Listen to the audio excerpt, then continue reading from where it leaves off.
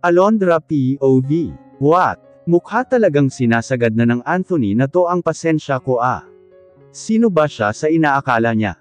Una ay tinanong ako ng personal na bagay tungkol sa buhay ko, at ngayon naman ay inuutos-utusan ako sa kung ano ang dapat kong gawin.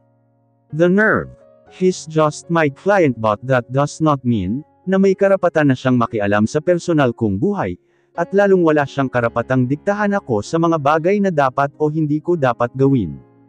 Mr. Morgan, nakakalimutan mo na bang business matters lang ang kaugnayang mayroon tayong dalawa? O baka nga nakalimutan mo na? Ipapaalala ko lang sa iyo ha, na kliyente lang kita. And you still do not have the right, para makialam sa personal kong buhay, at diktahan ako sa mga gagawin o hindi ko dapat gawin.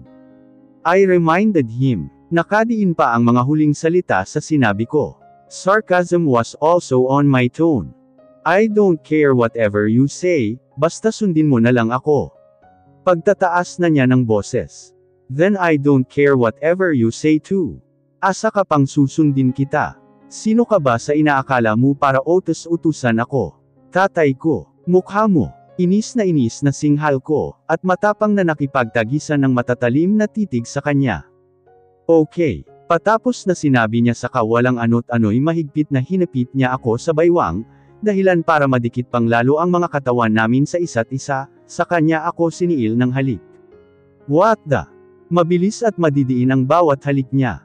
No gentleness with it. Pinilit ko siyang itulak palayo, ngunit sadyang malakas siya. The more na itinutulak ko siya, the more na mas idinidikit niya pang lalo ang katawan niya sa akin. Walang tigil siya sa paghalik sa akin, hanggang sa maramdaman ko ng pinanghihinaan na ako ng mga tuhod, kaya ipinulupot ko na lamang ang mga braso ko sa kanyang leeg, para may makapitan ako. Ewan ko nga din, pero parang nawala na rin ako sa sarili ko, at tinutugon na ang bawat halik niya. His tongue was already exploring inside my mouth. Naramdaman ko ring inihiga na niya ako sa table niya, at bumagal na rin ang paghalik niya. Naging passionate na siya at maingat. Ramdam ko na din na kung saan saang maseselang parte na ng katawan ko, nakakaabot ang mga kamay niya. Sandali niyang iniwan ang labi ko, para ang leeg ko naman ang paghahalikan niya pababa sa dibdib ko. Napapapikit na napapasinghap na lamang ako sa kakaibang sensasyong dulot ng mga haplos, at halik niya sa iba't ibang parte ng katawan ko. Tila ba ilang libong boltahe ng kuryente ang damaloy sa aking dugo, tila ba napapaiba niya ng husto ang pakiramdam ko, dahil sa mga ginagawa niya, at pakiramdam ko nalulunod na ako sa nararamdaman ng sensasyong idinudulot ng mga ginagawa niya ngayon sa akin. Noon lamang ako nahimasmasan sa katangahan ko, nang maramdaman ko na ang bagay na bumabangga sa akin, kaya naman buong lakas na naitulak ko siya. Nabigla pa siya at nagkatitigan pa kaming dalawa, pero sandali lang iyon, dahil isang napakalakas na sampal ang iginawad ko sa mukha niya, saka tuluyan na siyang iniwan. Hindi ko na ininda ang mga empleyadong nagtatakang nakatingin sa bawat daraanan ko, palabas ng kumpanya, dahil sa itsura ko. Patuloy kasi sa pag-uunahan ang mga luha ko, at mararahas ko na lamang na pinapahid ang mga ito gamit ang mga kamay ko. Tapos medyo gumulo din ang buhok ko, at medyo kumalat ang lipstick sa bibig ko. Alam ko kung ano ang tumatakbo sa isip ng mga nadaranan ko ngayon, at wala na akong balak pang pansinin sila, dahil ang gusto ko lang sa ngayon ay makalayo sa lugar na ta. Makalayo sa lalaking dati ko nang minahal, at buong pusong pinag-alayan ng sarili ko. Anthony POV. 2 araw nang makalipas ang insidenteng iyon, sa pagitan namin ni Alondra sa loob ng office ko. Kaya naman heto ako ngayon sa loob ng kumpanyang Pages to Cherish, Phil Incorporation, naglalakad papuntang office niya, dala-dala ang isa sa uli kong briefcase file niya, at isang pumpon ng pink fresh roses na ibibigay ko sa kanya, for a simple compensation dahil sa nangyari. Pagkatapos kasi ng nangyari sa amin noong isang araw, ay marami akong bagay na napagtanto. The moment I saw her cried once again after 9 years, ay parang nanlumo akong bigla. 9 years ago, sinaktan ko na siya, and now after 9 years, pinaluha ko na naman. Lagi na lang akong nagdudulot ng sakit sa kanya. Napag-isip-isip ko na ring itigil ng lahat ito ngayon, na panahon na nga rin siguro, para magparaya at mag-move on na ako sa kung ano man ang naging mayroon kami noon. So I am here not just to say sorry but also to start doing things that could set both of us well. Aray ko po. Noon lang ako natigil sa malalim na pag-iisip nang namalayang may nakabangga ako. Isang batang lalaki. "Oh young man, I'm so sorry. Let me help you get up." Sabi ko saka tinulungan siyang makatayo. "Thanks big man." Sagot niya sa kamagaan niya akong nginitian. Hindi ko maintindihan ang sarili ko, kung bakit sa simpleng ngiti lang ng isang paslit, ay pakiramdam ko. Biglang nagdiwang ang puso ko. Parang napakalaki ng impact na naidulot ng batang to sa akin, hindi ko alam kung bakit. Sabagay, ang cute naman kasi ng bata, kaya siguro isang tingin pa lang sa kanya, ay pakiramdam ko biglang gamaan ang loob ko. Ginantihan ko siya ng ngiti. "So, what's your name, young handsome? At anong ginagawa ng isang batang tulad mo rito?" "My name is Atticus at nandito ako, para kumustahin ang mommy ko." "Ikaw, anong ginagawa mo rito? At ano din ang pangalan mo?" Nakakatuwa at nakakaaliw naman ang isang to, swerte ang mga magulang niya sa kanya. "I'm Anthony and I'm here to say sorry to someone." "Kaya ba may pa-flowers pa po kayong nalalaman?" Natawa naman ako sa sinabi niya. Indeed. By the way, alam mo ba kung saan ang office ng mommy mo, at kung saan mo iyon makikita?" Napakamot siya sa ulo niya. Parang ako lang nung bata pa ako, kapag may mga bagay na itinatanong sa akin, at hindi ko alam ang sagot, ay napapakamot ako sa ulo. Yun nga din po ang problema ko hindi ko rin alam kung saan yung office ni mommy, lalo pa at first time ko din po na pumunta dito sa kumpanyang pinagtatrabahuhan niya. Paano na yan ngayon? Malaki tong kumpanya, baka nga maabutan ka na ng isang buong araw hindi mo pa rin mahanap yung office ng mom mo. Natahimik siya at tila nag-isip. Nag-isip rin ako habang tinatitigan ang inosenteng bata.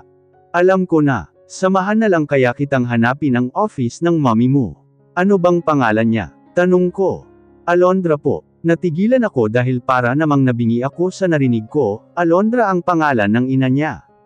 Tiningnan ko ulit ang mukha ng bata, at oo nga. May mga ilang anggulo, at bahagi nga ng mukha niya ang nanggaling sa features ni Alondra.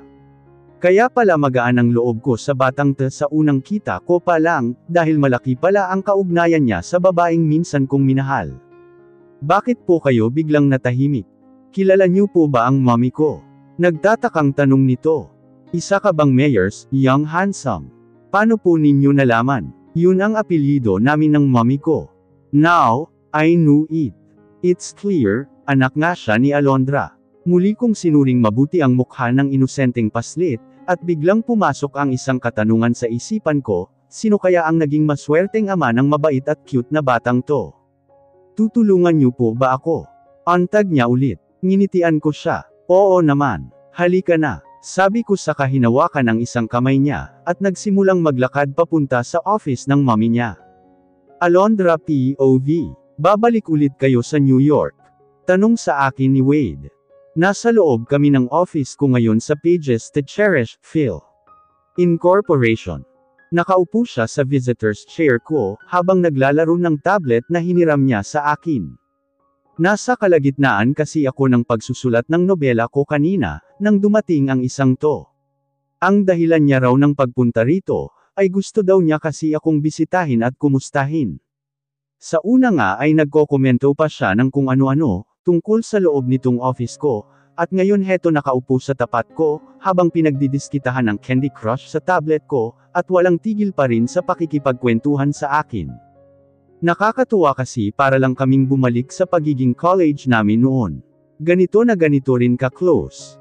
Para ko na kasi talagang kuya yang si Wade, mula pa man noon hanggang ngayon, kaya masasabi ko na may pagkamakulit talaga ang isang yan, at ngayon ay naging dahilan pa para sandali akong tumigil sa sinusulat ko, dahil nakikipagkwentuhan. Ayoko rin naman kasing magsulat ng ganitong may bisita ako, hindi ako nakakapag-focus, at nawawala sa concentration. But don't get me wrong, I am not considering Wade as a distraction sa ginagawa ko, kasi hindi na rin naman siya ibang tao para sa akin. Maybe after a month, kapag na-i-close na yung deal kay Mr. Morgan. Alam mo naman, nag-aaral pa sa New York si Atticus. Sagot ko sa kanya. Pwede namang transfer mo na lang si Atticus dito sa Pinas, di ba? Marami rin namang mga international, and high-quality schools na mayroon dito. Suhestyon niya. He's not even bothering to take a look at me. Naka-focus talaga sa nilalaro. I know, Wade, pero mas alam mo naman kung ano yung totoong dahilan, kaya ayaw kong magtagal kami ng anak ko rito, di ba? I said, pointing out something. Nagets naman agad niya ang ibig kong sabihin. Titig lang ang naging response niya sa sinabi kong iyon. Makahulugang titig. Then suddenly someone knocked at my door. Nabaling tuloy roon ang atensyon ko. Tuloy. Agad kong sagot sa taong kumatok, para lamang mapatayo at halos manigas sa kinatatayuan ko, nang makita kong sino-sino ang dumating. My son together with his father. Maging si Wade ay napatayo rin, mula sa pagkakaupo nang makita sina Atticus at Anthony. Nang medyo makabawi ako sa pagkabigla, ay agad kong nilapitan ang dalawa. Let go of my child. Paasak ko kay Anthony, sabay marahas na hinela ang kamay ni Atticus palayo sa kanya. Dinala ko si Atticus papuntang table ko, kung saan malayo sa ama nito. Mahigpit na hinawakan ko ang magkabilang balikat nito, at pinakita rito ang galit kong mukha. It's my first time na magalit ng ganito kalalim sa bata. Anong ginagawa mo rito, at paano ka nakarating rito, Atticus? Madidiin kong tanong kay Atticus. Alondra, huwag mo namang pag-alitan agad ang bata. Mahinahong sali ni Anthony. At huwag na huwag mong magawang makialam rito. Pasiga na sagot ko sa kanya. Now, answer me, Atticus. Pati anak ko ay napagtataasan ko na rin ng boses. Para namang nasindak bigla ito sa nakikitang galit kong anyo. Hindi ko po kasi kayo nakita kagabi nung umuwi kayo, ma'am, pati kaninang umaga hindi ko kayo naabutan.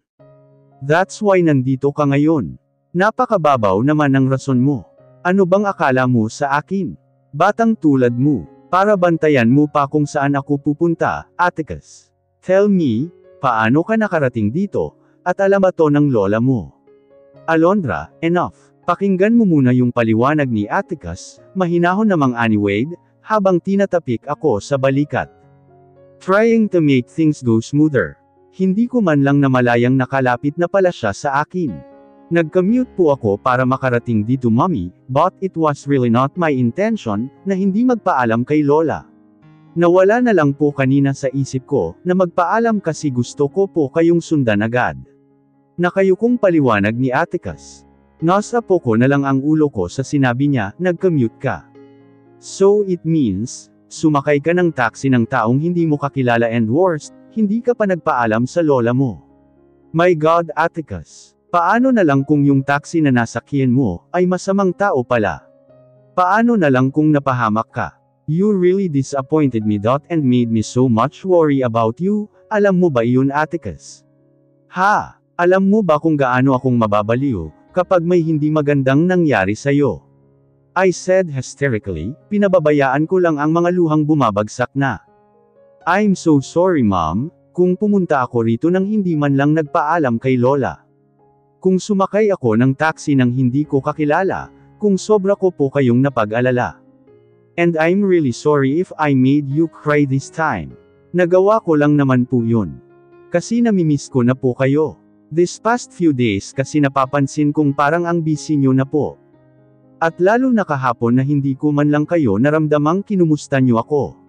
Nagbaka sakali lang naman po akong baka kung pumunta ako rito, ay maisu-surprise ko kayo, at magiging masaya kayo despite of your hectic schedule sa work, pero nagkamali ako, dahil imbes na mapasaya ko po kayo, ay mas nadagdagan ko lang yung alalahanin nyo. Sorry po talaga, mommy. Sorry po. Mahabang paliwanag nito, habang umiiyak na rin. Mababakas ang lungkot at pagsisisi sa kanyang mga mata. Sa mga sinabi ng anak ko, ay tila nahimasmasan akong bigla. Mula sa galit at disappointment na nararamdaman ko ay naging pagkakonsensya iyon, dahil nagalit ako sa kanya nang hindi man lang muna pinakikinggan ang buong paliwanag niya. And somehow, na-touched ako, dahil gusto lang pala niyang maglambing kaya nagawa niya ang mga bagay na ikinaiinit ng ulo ko ngayon. Niyakap ko siya. Oh, Atticus, I'm so sorry, anak. Kung napag-alitan at napagtaasan kita ng boses. Sorry. Patawarin mo si mommy. Mahinahon at buong suyo ko nang sabi sa kanya. Naramdaman ko ang pagyakap niya pabalik sa akin. Sorry din po talaga, Mommy. I promise, hinding-hindi ko na po ito uulitin. Hinding-hindi ko na po gagawing pag-alalahanin kayo ulit. Sincere na tugon niya. Thank you, Atticus. Naging banayad na rin ako. Anthony POV. Gumaan naman ang pakiramdam ko, nang makitang hamupa na ang galit ni Alondra sa anak niya. Hindi ko alam kung bakit, pero nang makita kong nagyakapan ang mag-ina, ay parang gusto ko ring sumali.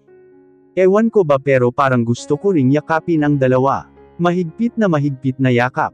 This is wrong. Agad kong inalis sa isip ko iyon, dahil wala naman ako sa lugar para gawin ang bagay na yun, kahit gaano ko pa man nagustuhin. Parang mas naging cute din si Atticus sa paningin ko, nang makita kong buong loob itong nagpakumbaba, at umamin ng pagkakamali nito sa ina nito.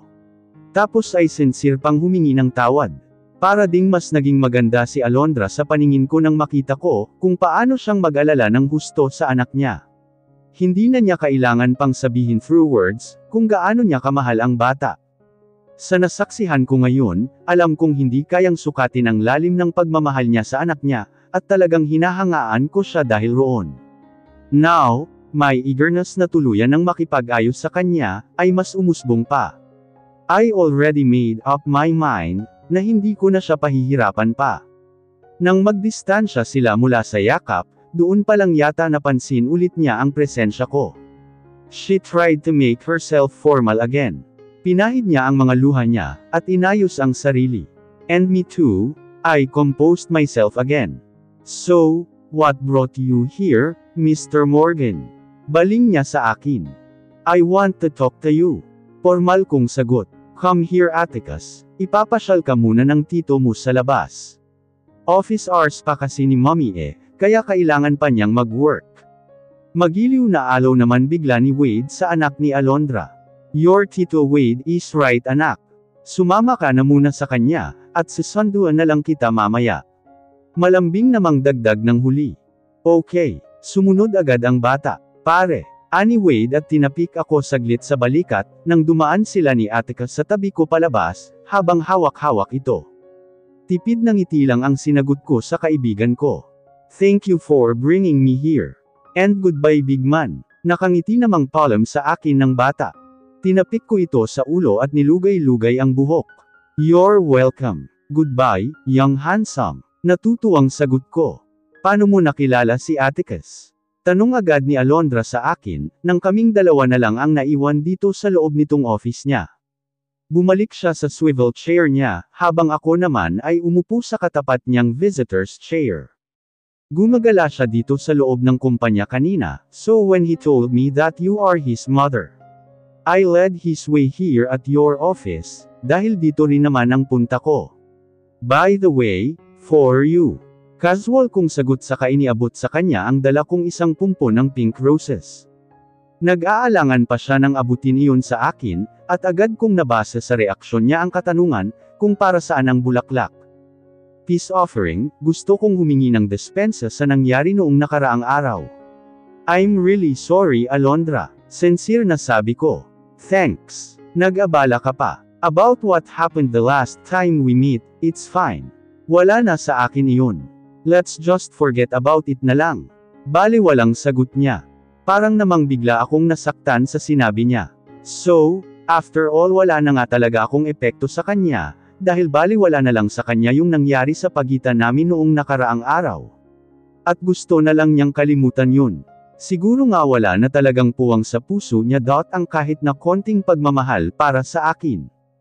Holy, the thought almost hurt me. Maliit na ngiti na lang ang naging sagot ko. I want to open up the topic, kung saan mas interesado ako. How old is Atticus now? Tanong ko, 8. Plain na sagot niya. So, who is the lucky father? Sa una ay na-curious pa siya sa tanong ko, but she composed herself. When finally she got my point, an American citizen. After ko kasing mag-migrate noon sa States 9 years ago, I met someone, so, dala na rin siguro ng impluensya ng liberal country, that's why nagkaanak agad ako. Kwento niya, she's not even bothering herself to take even single a glance at me. I know she's telling the truth. Almost 1 year ko din siyang naging girlfriend noon, at kahit kailan hindi ko siya nakitaan ng potensyal sa pagsisinungaling. But I do not know why there's still a part of my head telling me that I should not have believed her. Pero wala rin naman akong dahilan para hindi siya paniwalaan. And where is he now? Patuloy ko sa pagtatanong. I do not know. Hindi naman nagtagal ang relasyon namin. After nang nangyari sa amin, he disappeared and I never bothered to look after him. Instead of, ibinuhos ko na lang ang lahat ng pagmamahal at atensyon ko sa anak ko. Para bang may nagsasabi talaga sa akin, na huwag akong maniwala lalo na sa una, ikalawa, at ikatlong sentence ng sinabi niya, I met her before as a simply innocent woman, kaya parang hindi ko naman kayang i-picture out siya na minsang naging ganoong klase siyang babae. Well, except from the last sentence she stated. Hindi ka ba nalulungkot being a single mother? Patuloy ko. Why would I? I have my loving son with me, and I still have my grandmother na katuwang ko sa pagpapalaki ng mabuti sa anak ko. Kaya bakit ako malulungkot? This time she looked at me in the eyes straightly as she continued. Look, Anthony. I know I already have done a lot of things, caused my mistakes. I maybe already had flaws in my life, but one thing is for sure, hindi ko pinagsisisihan na nagkaroon ako ng isang atikas sa buhay ko. Sa lahat ng mga naging pagkakamali ko, siya lang ang naging tama. He caused me so much joy and happiness, when I gave him birth, kaya walang dahilan para ikalungkot ko ang pagiging single mom ko. Makahulugan ang bawat salitang pahayag niya. But what if his father will return? Yun ang hindi ko papayagang mangyari. Ikamamatay ko kapag nawala ang anak ko sa akin. Atticus means everything to me, kaya hindi ako papayag na may kumuha sa kanya mula sa akin, not even his father. She fiercely stated. Madiin ang bawat salita niya, lalo na sa huling mga kataganyon. Not even having noticed a little tear escape from her eyes. I'm sorry. Agad kong paumanhin ng mapansing nagiging emosyonal na siya, nang dahil sa mga tanong ko. Oh, don't be. Wala ito, she said casually. Anyway, nandito nga pala ako para din isauli sa iyo. I returned her briefcase to her. Tinanggap agad niya iyon. Salamat. Hindi lang din yan ang ipinunta ko rito. I also want to give this to you. Inabot ko ang isang papel sa kanya. Tiningnan niya iyon, at bumakas sa mukha niya ang kasiyahan nang makitang pinirmahan ko na ang business deal namin. Bibilhin ko na nga ang 15,000 books na naipublish niya. Look, Alondra. I really wanted to say sorry for all the bad things I've done to you. Simula nang magkita tayo ulit after 9 years, I never treated you well. Pinahihirapan kita. Now, I want to correct all the wrongs that I made. Dito ko sisimulan iyon. First, to sincerely say that I'm really sorry, and secondly, to sign this contract na alam kong nagiging dahilan rin ng pagpapahirap ko sa'yo. I realized this past few days, na lagi na lang kitang sinasaktan, that's why I have to end it now, so, since I already signed the contract, then I think I have to say goodbye now, Miss Meyers, and thank you also, formal na huling pahayag ko at saka tumayo na. Inilahad ko rin ang isang kamay ko sa kanya, bilang huling pamamaalam. Bagaman nagulat man pero tinanggap pa rin niya ang kamay ko, and for the last time, we had shake hands. Thank you and goodbye, Mr. Morgan. Alondra POV. Ilang sandali natagpuan ko na lang siyang naglalakad na palayo sa akin, hanggang sa tuluyan na siyang makalabas ng office ko, at nawala na sa paningin ko. Dapat matuwa ako, diba? Dahil sa ginawa ni Anthony, natuluyan ng pagpuputol sa ugnayan naming dalawa. Pinirmahan na niya ang business deal. And he already said goodbye, kaya dapat lang na maging masaya ako ngayon, diba? But no. Hindi yun ang nararamdaman ko ngayon. Imbes na magdiwang ang loob, tila kabaliktaran pa ang naramdaman ko. Ang panuurin siya sa muli niyang paglalakad palayo sa akin, ay nagdudulot pa rin ng kirot sa puso ko. Tila nanambalik ang sakit na naramdaman ko, na tulad ng talikuran niya ako noon. Way back then, before 9 years. For 1.5 year relationship, naging masaya talaga ako sa piling ng lalaking tanging minahal ko. Pinaniwalaan ko ang bawat mga sinabi niya at umasa ako. I almost gave him everything. Isang hapon kasi galing kami sa isang picnic. It's our first anniversary together. Umulan ng hapon na iyon ng sobrang lakas, at dahil malapit lang doon ang kondo niya, kaya't doon na rin muna ako tumuloy. Nasa kwarto niya ako, dahil nagpapalit ako ng nabasa kong damit. Habang siya naman ay nasa kusina, at nagpapainit ng tubig nang makapagkape naman kami. Nasa harap ako ng salamin, at nagsusuklay ng basa kong buhok, habang puting tubelet at boxer shorts lamang ang tanging suot ko. Alondra, mainit na yung tubig. What do you want? Coffee or hot choco? Halos mapapitlag ako nang makita siya sa pintuan. Ganun rin siya nang makita ako. Nakatopless lang siya at nakapijama lang ng pang-ibaba.